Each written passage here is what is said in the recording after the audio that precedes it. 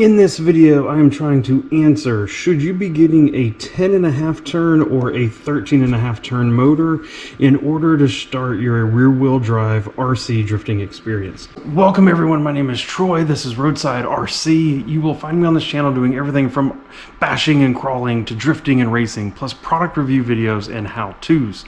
One of the things I am most passionate about is helping people get started in rear-wheel drive RC drifting. And one of the things that you see coming up over and over and over again is, should I be getting a 13.5 turn motor or should I be getting a 10.5 turn? What should I be using as I start my RC drift experience? So what I have done is I have purchased two of the cheapest motors that you can get with adjustable end bell timing. So this is the Surpass Hobbies Rocket V3 Pro. This is a 10.5 turn motor. I've previously tested it, previously used it. It is a good motor at a very reasonable price. I picked up this one. This is from Sky RC, Toro RC.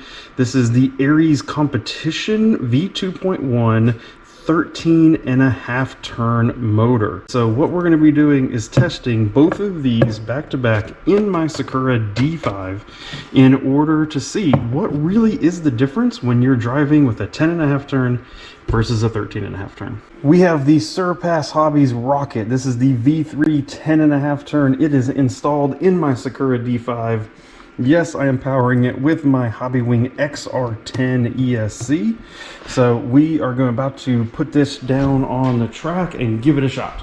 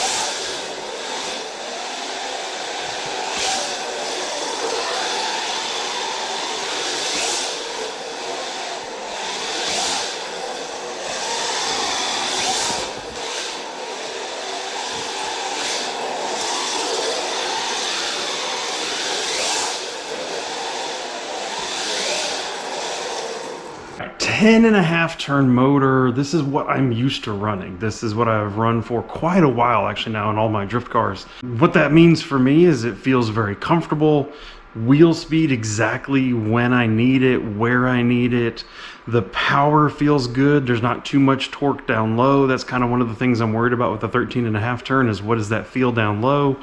And then does it have that top end when I really want it? You really feel that in the transitions. You feel that in the long straightaways and then trying to kick into a corner. That's where you feel some of that wheel speed that I believe we're going to have with the 10.5 turn. Maybe not with the 13.5. So let's switch over to the 13.5 and see what we get. 13.5 turn motor is installed.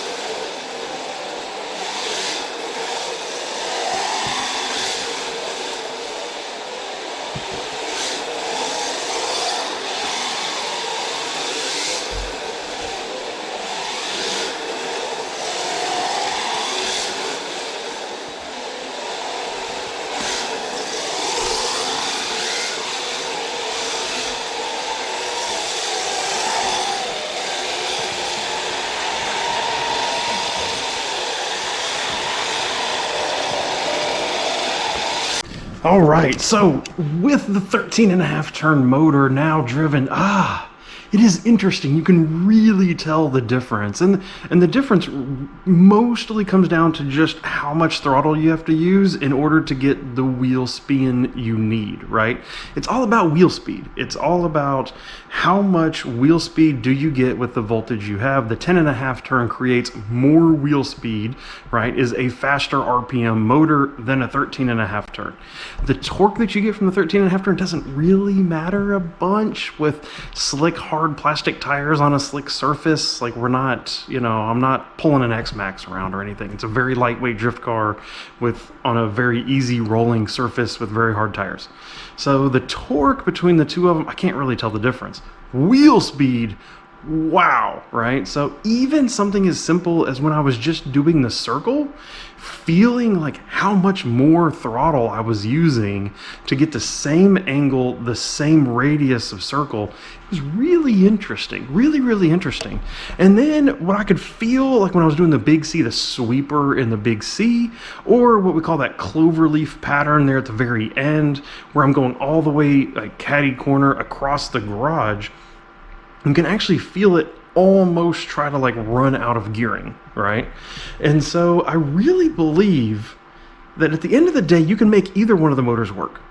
If I had a 13.5 turn and it was the only thing that I had to use, after I used it for a while, I probably just put a bigger pinion on it in order to get more wheel speed. Same kind of thing you could do with the 10.5 turn. You could use a 10.5 turn and just go down a couple teeth and pinion. And it'll probably feel a lot like a 13.5 because you'll be losing wheel speed.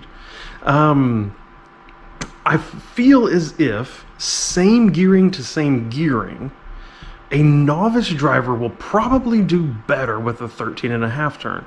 Because it has less wheel speed, it kind of absorbs, if you will, some of your throttle modulation that you might not have, right? It takes a lot of practice to kind of get down to a fine throttle trigger finger, which is a figure. A trigger finger is a figure. But so, it takes a while to practice to get there. And so if you don't have that yet, going to a lower turn or a higher turn motor kind of numbs that out, or drop down a couple teeth and pinion on whatever motor you already have, feel that out, feel more throttle, and once you start to get used to it, you can either step up in pinion size or step up to a faster, higher RPM motor like a 10.5 turn. Throw some more turbo, throw some more boost. You can start adding all those things in.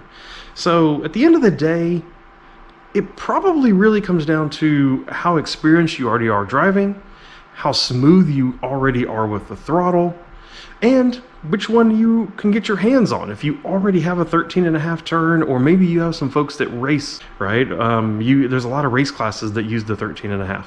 You could get that, you could use it if you can get your hands on it for cheap and enjoy it. But hey, both of these motors that I showed here today are in that $40 range, something along those lines.